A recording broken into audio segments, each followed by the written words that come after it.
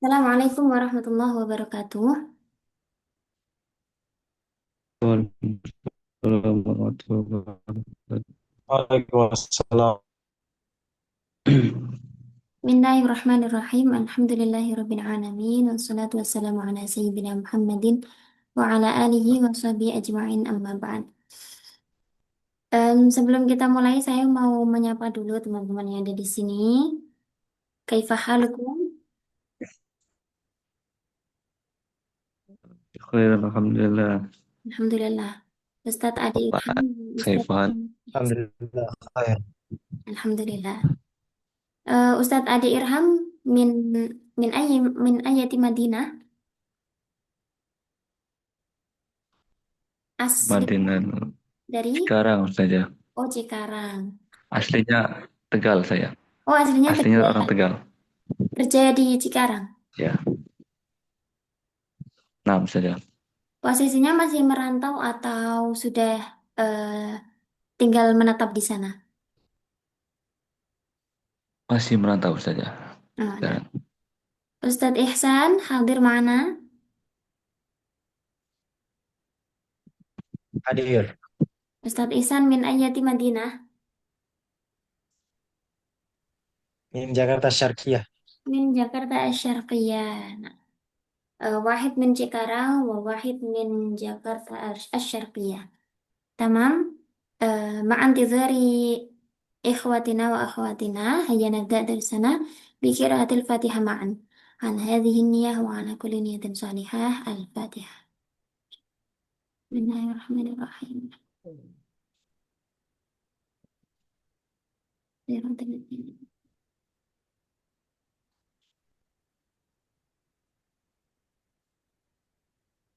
Ternyata di seperti ini ya.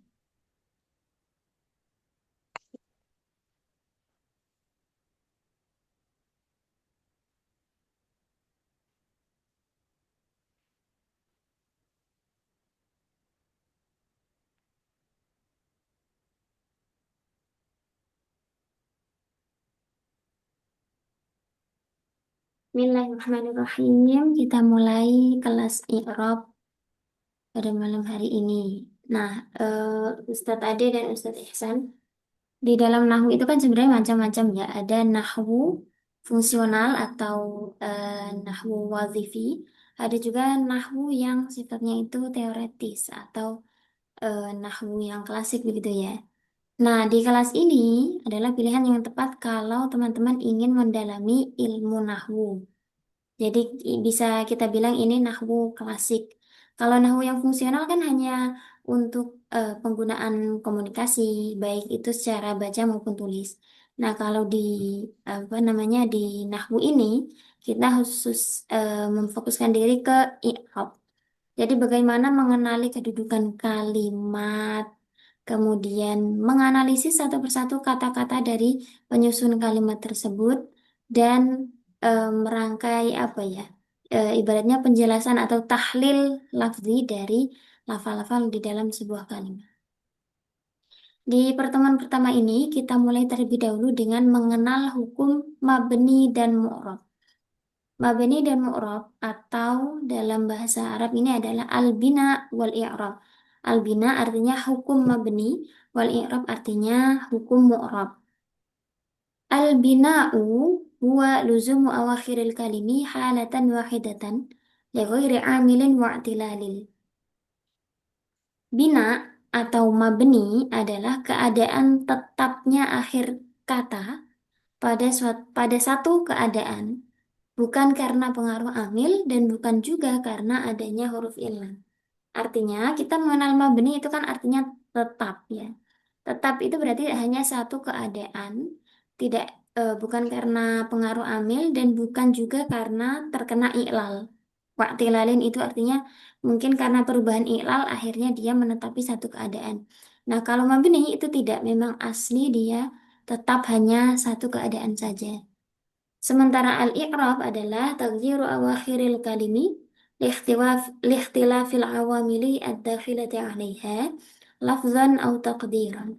I'rab sebagaimana yang kita pelajari dalam jurumiyah ya, adalah perubahan akhir kata karena perbedaan pengaruh amil yang masuk kepada kalimat tersebut, baik perubahan itu lafzon, tampak secara lafal atau takdiron, atau dikira-kirakan.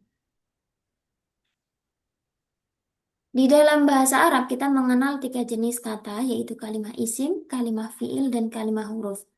Masing-masing dari jenis kalimah ini punya hukum tersendiri. Jadi kenapa kita penting untuk mengetahui ini hukumnya mabni atau mu'rab? Karena nanti terkait dalam kita memahami teks ya.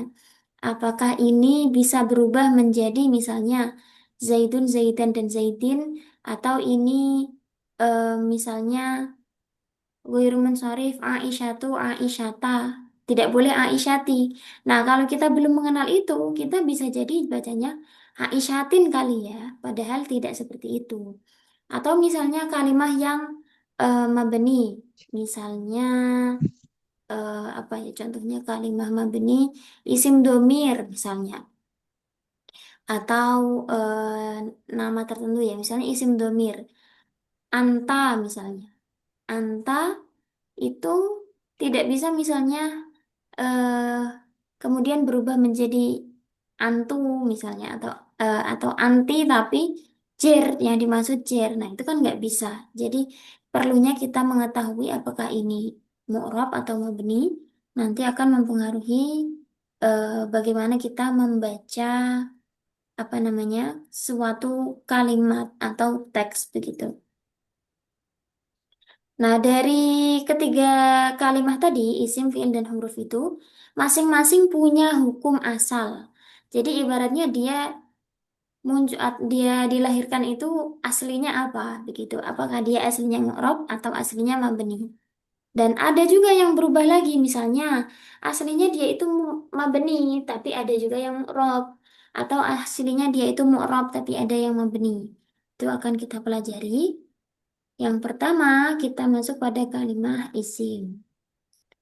Kalimah isim untuk apa namanya takrifnya nggak perlu kita bahas lagi ya, karena ini sudah masuk pada hukum kalimah isim. Al ismu mu'rabun wa mabniun. Wal aslu fil ismi al i'rab.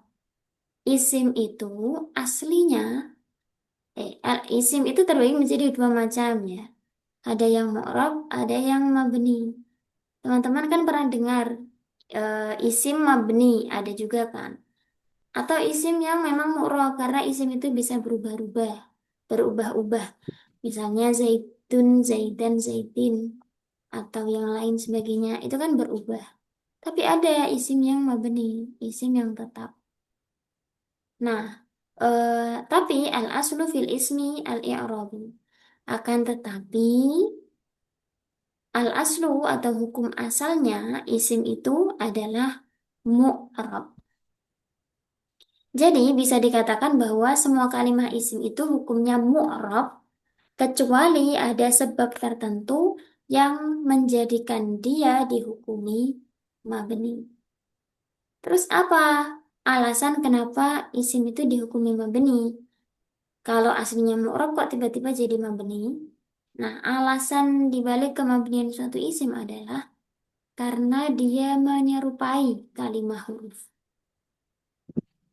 Dan kalimat huruf itu adalah kalimat yang mabni. Nah, ini akan dijelaskan nanti. Jadi, huruf itu semuanya mabni. Dan di dalam kaidah bahasa Arab itu, ketika ada sesuatu yang menyerupai sesuatu lain, maka dia juga dikenai hukum yang sama seperti sesuatu yang diserupai tadi.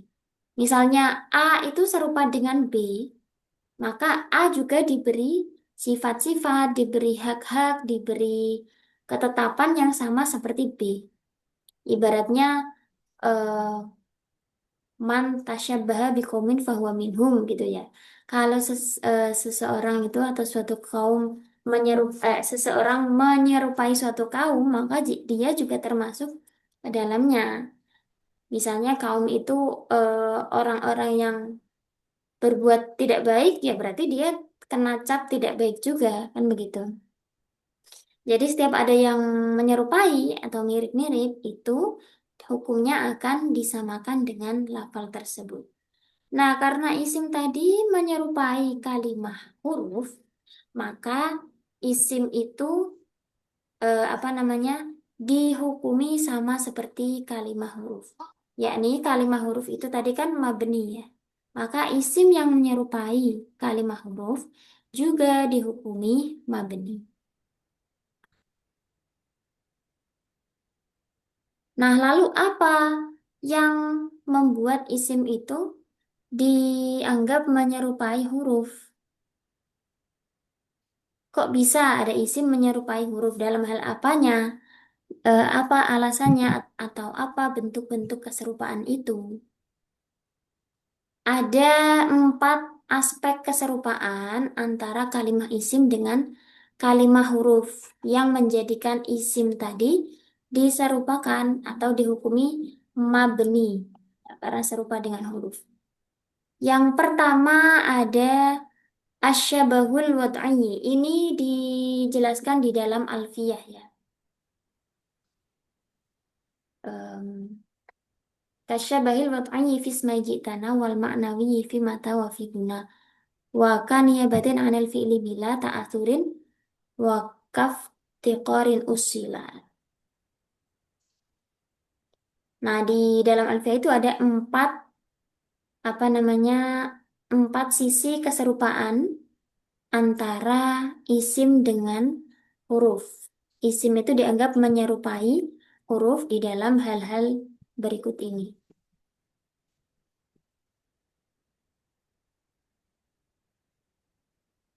Yang pertama, asyabahul wad'i, yakni keserupaan isim dengan huruf dalam hal asal terbentuknya kalimah.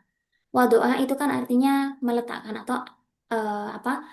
Peletakan dasarnya. Nah, aslinya secara kaidah peletakan atau pembuatan itu, kalimah isim seharusnya terdiri minimal 3 huruf hijaiyah. Jadi saya ulangi, isim itu harusnya minimal terdiri dari 3 huruf hijaiyah. Banyak sekali contohnya, misalnya babun 3 huruf, zaidun 3 huruf. Kemudian apalagi misalnya boleh dicontohkan kalimat isim Baitun. baitun, naam. Nah, semuanya itu minimal terdiri dari 3 huruf.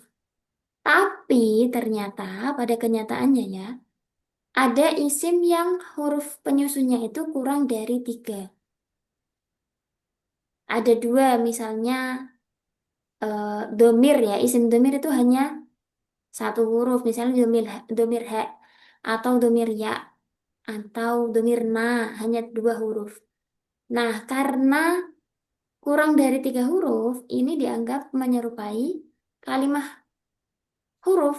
Ya, sama maksud hanya terdiri dari 2 atau 1 huruf hijaiyah, maka ini dianggap menyerupai kalimat huruf. Misalnya wawu atof itu kan hanya 1. Atau misalnya em, al bukan ya, apa namanya fi huruf cer itu hanya 2 huruf.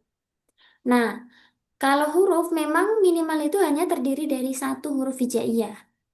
Maka ketika ada isim yang menyerupai kalimat huruf dalam hal huruf penyusunnya itu hanya terdiri dari 1 atau 2 huruf hijaiyah, maka isim tersebut dihukumi mabni.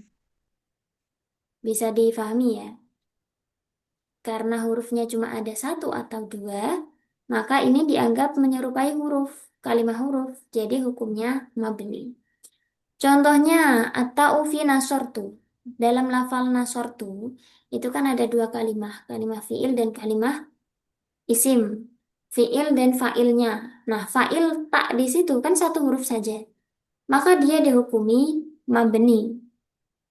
Karena hanya terdiri dari 1 huruf saja. Ini menyerupai kalimah huruf.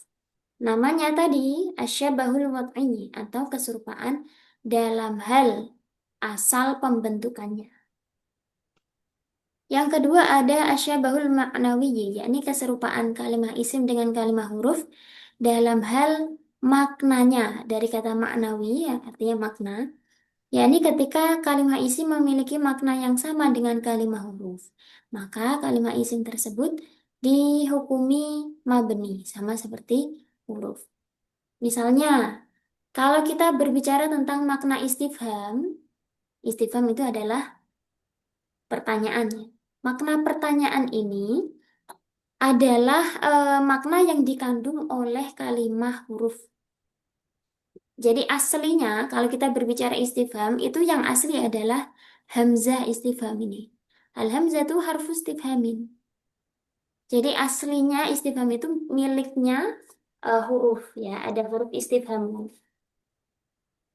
Tapi ketika ada muncul nih isim istifham, contohnya man. Man itu isim istifham, maka karena dia punya makna yang sama seperti makna huruf, yaitu makna istifham, maka isim istifham juga dihukumi mabni. Contoh lain misalnya isim syarat. Nah, syarat itu sebenarnya punya makna yang dimiliki oleh huruf, huruf syarat atau huruf syartiyah begitu ya. Tapi ketika ada muncul isim syarat, maka isimnya dihukumi mabni sebab memiliki makna yang sama seperti huruf. Yang ketiga ada syabah niyabah. Niyabah itu artinya kan mengganti ya. Apa maksudnya? Yakni keserupaan isim dengan huruf dalam hal menggantikan fiil. Lebih jelasnya adalah ketika suatu kalimat isim itu apa namanya menggantikan fiil dalam hal apa? Dalam hal bisa mempengaruhi lafal lain, tapi tidak bisa dipengaruhi oleh lafal lain.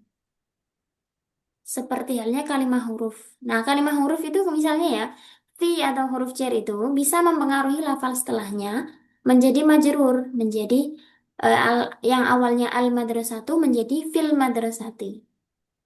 Nah, tapi fi kalimat huruf itu tidak bisa dipengaruhi oleh kalimat lain. Fi misalnya sebelumnya ada kalimat apa yang nggak bisa dipengaruhi ya tetap fi kan. Begitu juga ketika ada isim yang bisa mempengaruhi kalimat lain, tapi tidak bisa dipengaruhi oleh kalimat lain, maka isim tersebut dihukumi mabni. Yang ini contohnya itu hanya sedikit ya, di antaranya ada ini, daroki, ini namanya adalah isim fiil. Kalimahnya isim, tapi mengandung makna fiil. Contohnya daroki zaidan. Daroki itu isim fiil yang mabni kasroh. Dia menggantikan lafal adrik. Awalnya itu ini ya, adrik. Nah, di sini ada lafal zaidan. Zaidan ini menjadi maf'ul dari daroki. Jadi zaidan ini dipengaruhi oleh daroki, tapi daroki nggak bisa dipengaruhi oleh kalimah lain.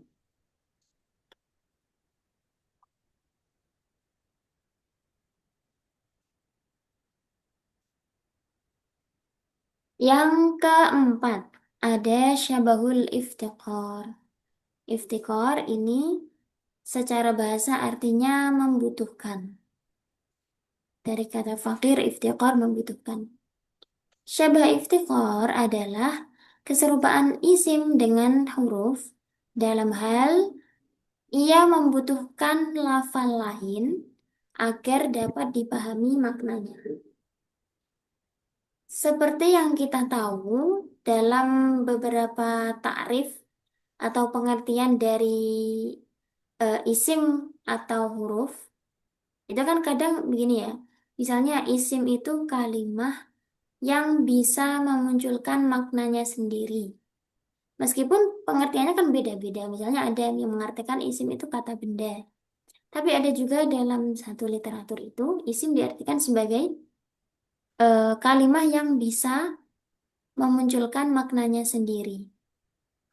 Misalnya, sebentar.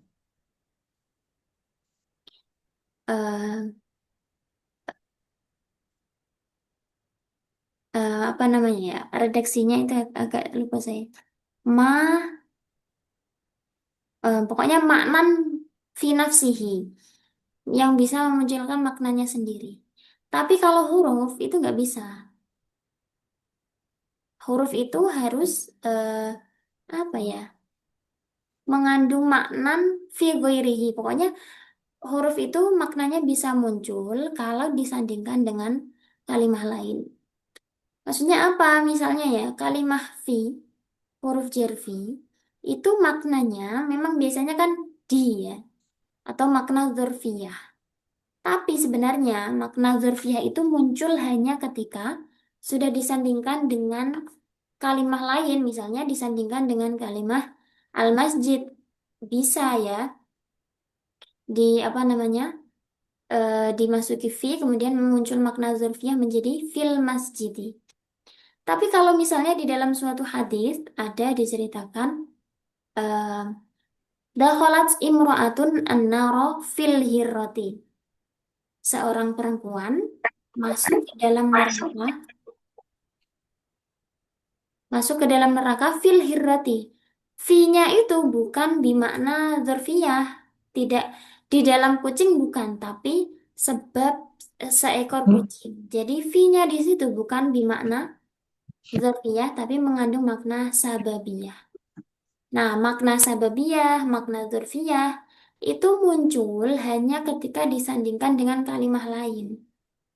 Kalau fi saja, kita belum tahu ini maknanya dzarfiyah, apa sababiyah, atau yang lain.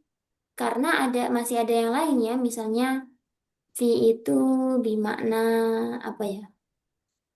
Hmm, selain dzarfiyah, sababiyah. Nah, saya agak lupa ya. Pokoknya ada banyak sekali. Dan itu hanya bisa muncul ketika disandingkan dengan kalimah lain. Nah, ketika ada isim yang membutuhkan kalimah lain untuk bisa memunculkan makna, maka isim tersebut dihukumi mabni. Namanya syabahul iftiqar. Karena isim tersebut membutuhkan kalimah lain agar bisa memunculkan makna sama seperti kalimah huruf. Contohnya apa? Isim yang mengandung syabah iftikor ini. Contohnya adalah isim mausul. Isim mausul itu membutuhkan dua hal ya. Membutuhkan silah dan juga aid. Dia butuh silah agar muncul maknanya. Misalnya kalau kita mengatakan alladzi, itu kita artikan misalnya jaa rajulun alladzi. Telah datang seorang laki-laki yang apa kan belum bisa dipahami maknanya. Jadi dia membutuhkan kalimah lain, lafal lain untuk memunculkan maknanya. Nah, isim yang membutuhkan kalimah lain untuk memunculkan makna ini dihukumi mabni karena menyerupai huruf yang sama-sama membutuhkan kalimah lain untuk memunculkan maknanya. Sampai di sini bisa difahami ya?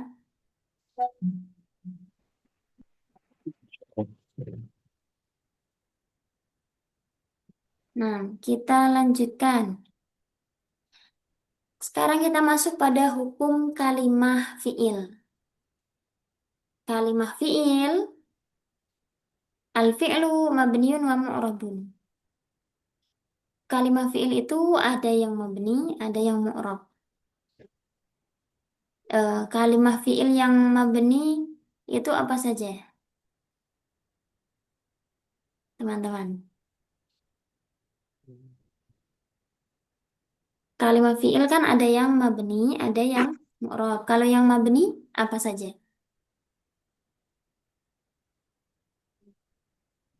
Semua fiil Semua fiil kecuali yang sambung dengan non inas. kecuali bersambung dengan Non inas apa apa itu? itu berarti fiil mudhari ya. Fiil mudhari apa namanya yang bersambung dengan nun jama' inas itu mabni. Oke, itu diantaranya. Nah, fiil mabni ini ya, Fiil yang mabni terdiri dari fiil madhi dan fiil amar. Sedangkan satu-satunya fiil yang dihukumi mu'rab adalah fiil mudhari. Fiil mudhari itu kan bisa berubah ya. Misalnya, yadribu dimasuki an menjadi Lam yadriba. an yadriba. Dimasuki lam menjadi Lam yadrib. lam yadrib. Kan bisa berubah-ubah. Kecuali tadi yang kata Ustaz Adi Irham, ketika bertemu dengan nun jama' inas, dia mabni. Nah, yang lainnya kan mabni ya. Ada yang mabni, ada yang mu'rab. Tapi al-aslu fil fi'li al-bina'u. Hukum asal kalimah fi'il itu adalah mabni. Jadi yang aslinya itu mabni. Kenapa kok ada fi'il mudhari yang dihukumi mu'rab? Karena ini alasannya. Karena dia serupa dengan kalimah isim. Nah, tadi kan kaidahnya, kalau ada kalimah yang menyerupai kalimah lain, maka hukumnya disamakan dengan kalimah tersebut. Jadi ketika fiil itu aslinya apa ya aslinya mabni, tapi menyerupai isim yang hukum aslinya tadi kan mu'rab, dia juga diikutkan mu'rab sama seperti hukum kalimah isim. Nah, muncul pertanyaan nggak? Kok bisa fiil mudhari itu diserupakan dengan isim? Serupa dalam hal apanya? Begitu kan? Pasti muncul pertanyaan ya. Nah, sisi keserupaan kalimat fiil mudhari dengan isim itu hanya ada satu ini. Fiil mudhari dianggap serupa dengan kalimat isim dalam hal apa? Dalam hal keberagaman makna yang muncul seiring dengan perubahan akhirnya ketika disandingkan dengan kalimat lain. Maksudnya gimana? Maksudnya ketika kalimat isim ya. Kalimah isim itu kan berubah-ubah. Ada yang apa namanya? Rofa, nasab, dan jer. Nah, masing-masing itu kan punya makna yang berbeda kan nanti. Misalnya ini, contoh nomor satu, lafal ini ketika belum ada harokatnya, nun, sod, ro, ain, mim, ro. Ini bisa dibaca nasoro umaru, bisa juga dibaca nasoro umaro. Nah, kalau dibaca Nasoro Umaru, apa artinya? Umar telah menolong. Umar telah menolong. Fa'ilnya atau pelakunya adalah Umar. Tapi kalau Nasoro Umaro, artinya Telah menolong Umar. siapa yang telah menolong Umar? Dia Dia kan, dia laki-laki atau ada orang yang menolong Umar. Umar di sini ketika dibaca dhammah dia menjadi pelaku, kalau dibaca fathah dia menjadi objeknya. Ini kan berubah dan memunculkan makna yang berbeda. Fi'il mudhari juga sama. Ketika disandingkan dengan kalimat lain, itu memunculkan makna yang berbeda-beda. Misalnya ini, kalimat ini bisa dibaca dengan tiga cara. Yang pertama, la ta'kul. La ta'kulis samaka ini aslinya kan la ta'kul ya. Dibaca kasroh karena iltiqa usakinain. La ta'kul as-samaka. Kemudian watashro bisa dibaca watashrobu, bisa dibaca watashroba, bisa dibaca watashrob sukun. Nah, maknanya berbeda-beda pula. Misalnya, la ta'kulis samaka watashrobul labana. Oh ya, sebelumnya saya mau tanya dulu deh. Kira-kira makna apa yang muncul? Misalnya, boleh memilih. Kira-kira misalnya la ta'kulis samaka watashrobil labana. Itu artinya apa? Boleh ada yang mau mencoba? Jangan makan ikan dan jangan Hmm? minum susu. Misalnya. Jangan minum susu. Yang mana berarti? Watasyarobu, watasyaroba, atau watasyarob? Terus, Watash, Watashrobil laban. Naam, la takulis samaka watashrobil labana. Jangan makan ikan dan jangan minum susu. Karena sama-sama majzum ya. Sama-sama majzum. Jadi watasyarob itu diatafkan pada takul. Kalau watashrobu atau watashroba, kira-kira gimana Ustadz Ihsan?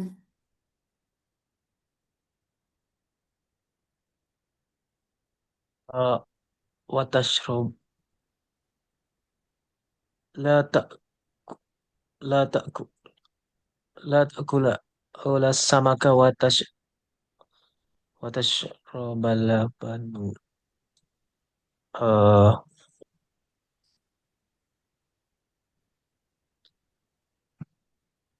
apa Watashroba. jadi la nafiah?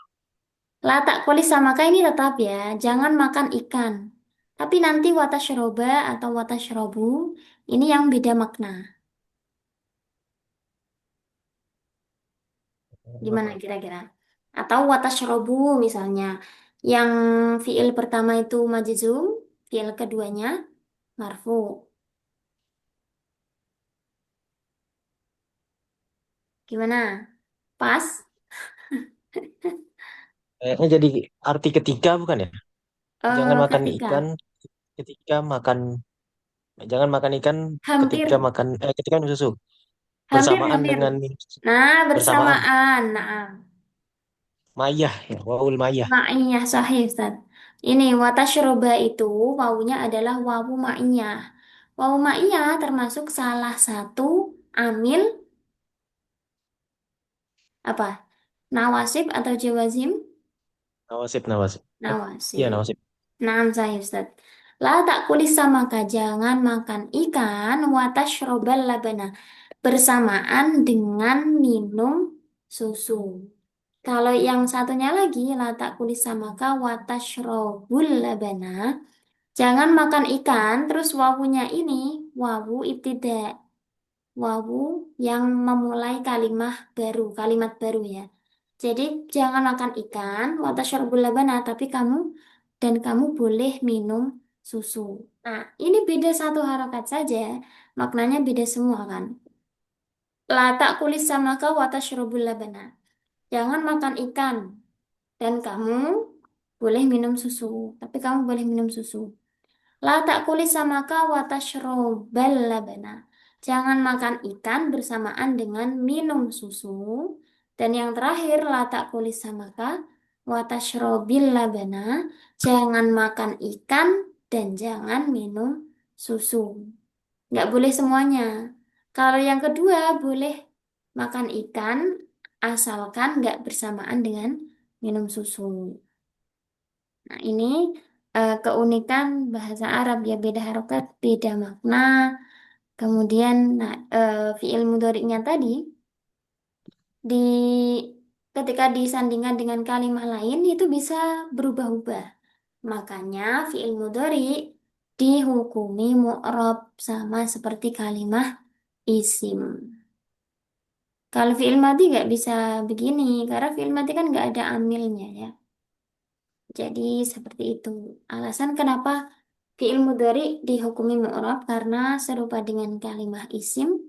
Dalam hal apa? Dalam hal ketika disandingkan dengan kalimat lain, dia bisa memunculkan makna yang berbeda-beda.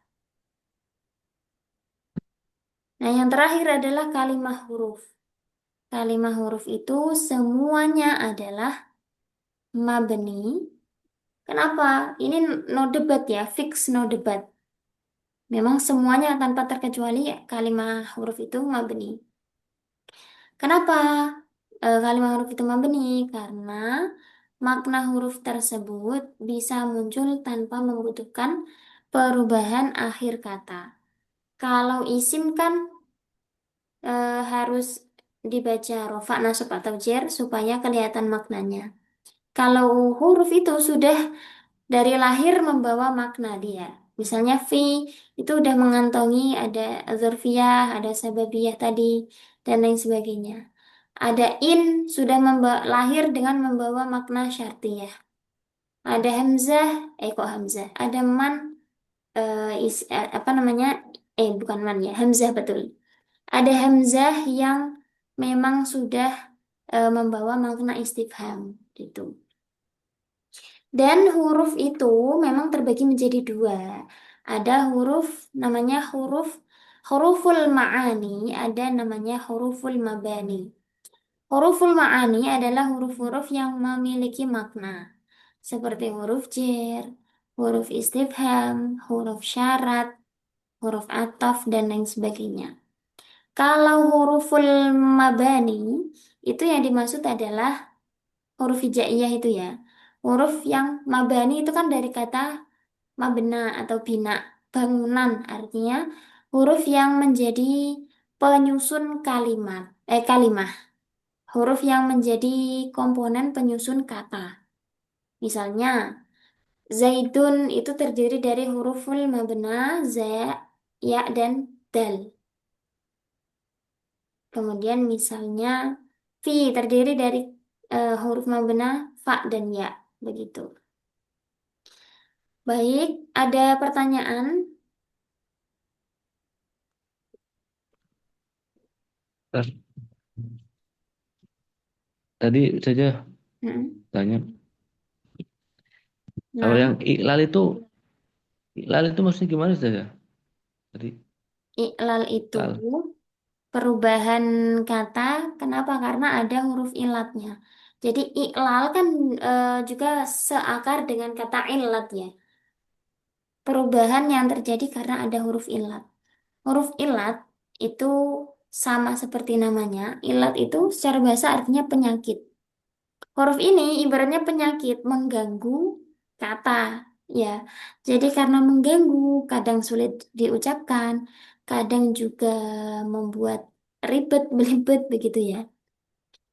Nah, itu kemudian akhirnya apa namanya dikenai kaidah iklal. Dikenai kaidah iklal. Tujuannya apa? Tujuannya untuk memudahkan pelafalan. Tujuannya untuk apa ya? Ya itu tadi menghilangkan huruf ilat itu ya, atau ya kebanyakan sih tujuannya memudahkan pelafalan. Misalnya ada kaidah iklal itu misalnya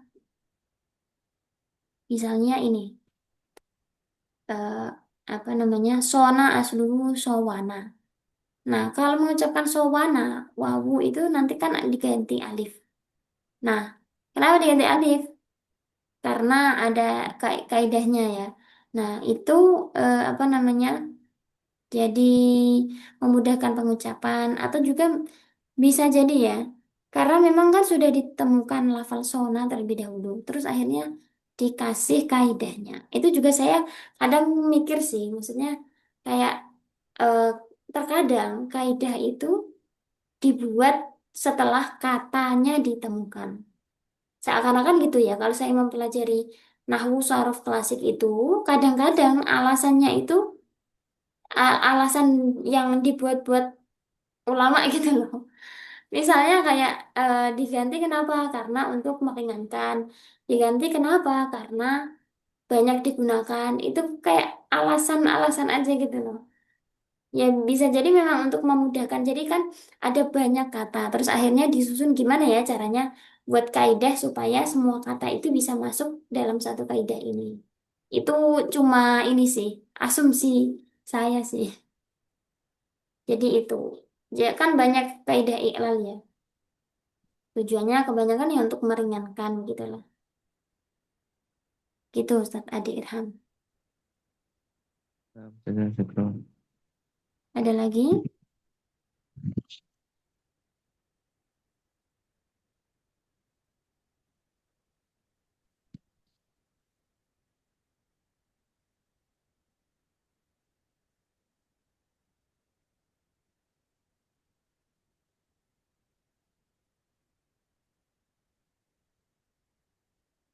Kalau awal-awal ini kan Terus kita ceritanya, masih bahas teori dasarnya dulu ya. Nanti setelah masuk di pertemuan yang agak banyak, itu nanti kita banyak praktiknya. Jadi mohon teman-teman bisa aktif untuk interaksi ya, menjawab, bertanya. Nanti biasanya itu kita analisis ayat Al-Quran dari segi nahwunya, sorofnya, bukan sorofnya, nahwunya ya, i'rabnya. Begitu, ada pertanyaan lagi?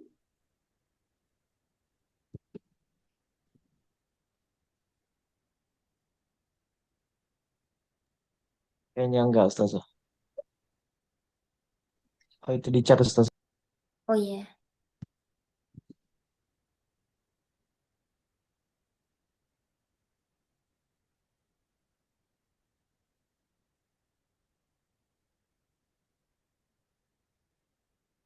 Hmm. wawu, wawu yang apa? Uhti salsa. Bisa open mic nggak apa-apa?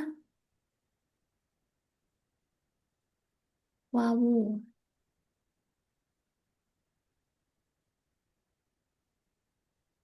wawu itu maknya atau wawu atof? Oh iya.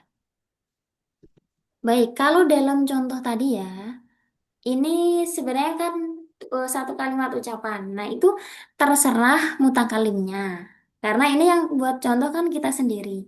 Kita mau ngomong kamu boleh apa? Kamu jangan minum susu dan kamu boleh apa? Kamu jangan makan ikan, tapi kamu boleh minum susu. Atau kita mau mengatakan kamu jangan makan ikan sambil minum susu. Atau kita mau mengatakan jangan makan ikan dan jangan minum susu. Itu terserah kita.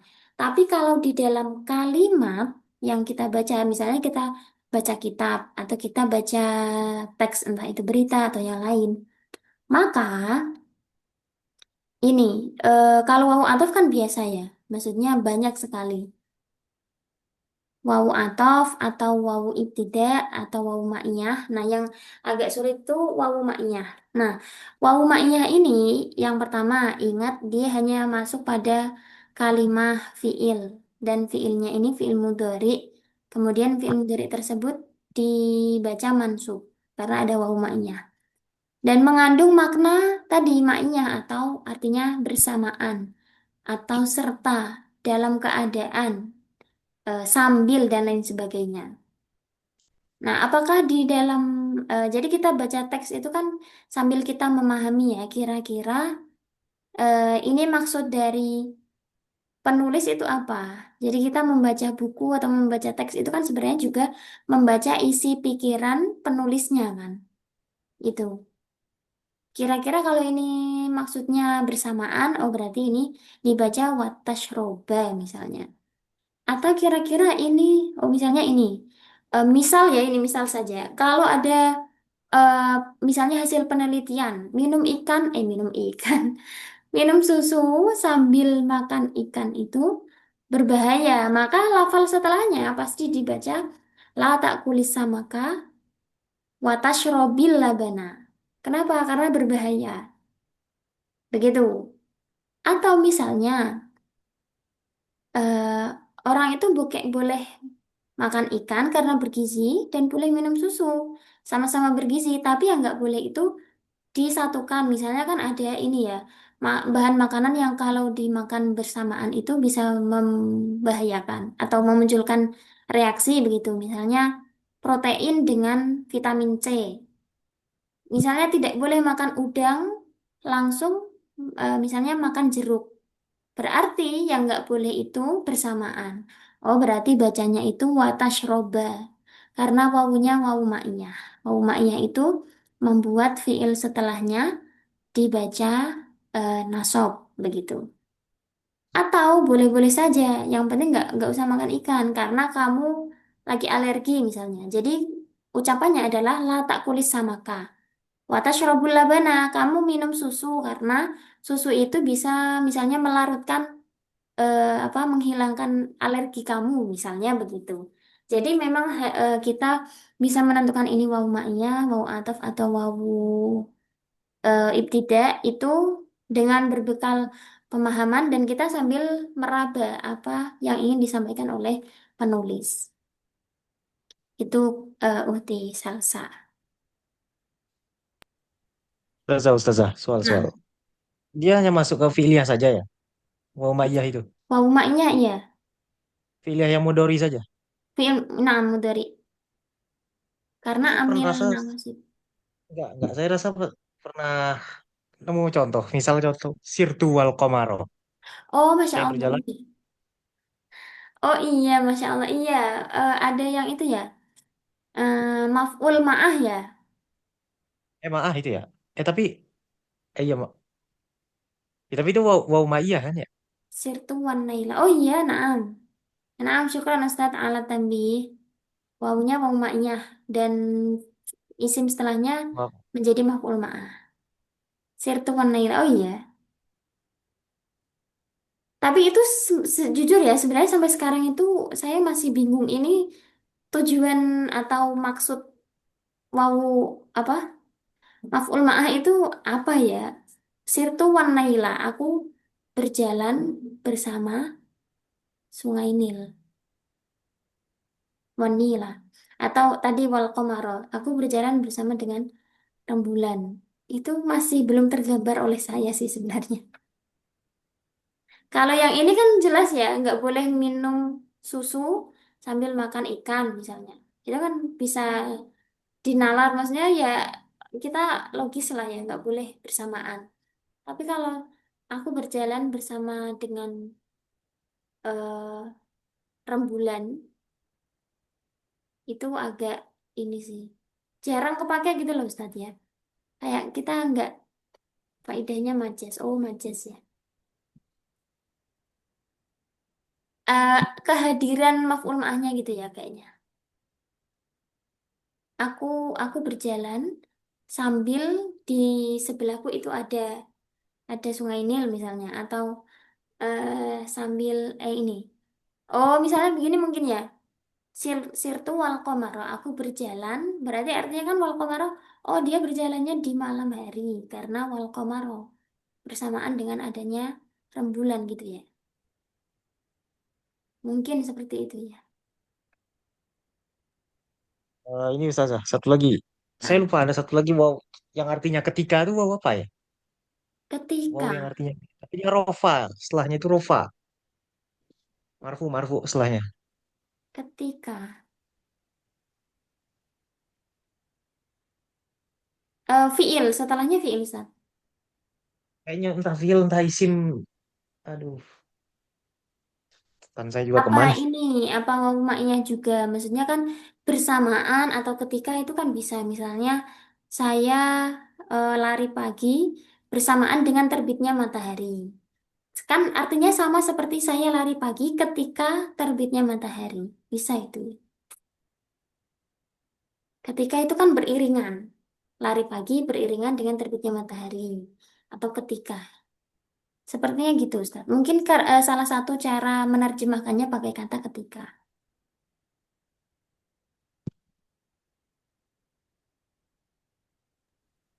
Nah,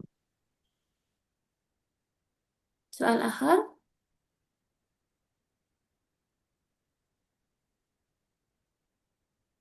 yakfi. Tamam. Karena kemarin itu kita belum anu ya. Jadi nanti kan kurang satu pertemuan. Mungkin kalau diganti Sabtu atau diganti hari lain atau misalnya di double itu boleh ya. Petang itu saya. Tamam, idza lam yakun hunaka su'al, hayya naktafi wa nakhtatim darsana bi qiraatil hamdalah wa kafaratil majlis. Alhamdulillahi rabbil alamin. Subhanakallahumma wa bihamdika asyhadu an la ilaha illa anta astaghfiruka wa atubu ilaik. Syukran jazilan ala husni timamikum. Wal afu minkum. Wassalamualaikum warahmatullahi wabarakatuh.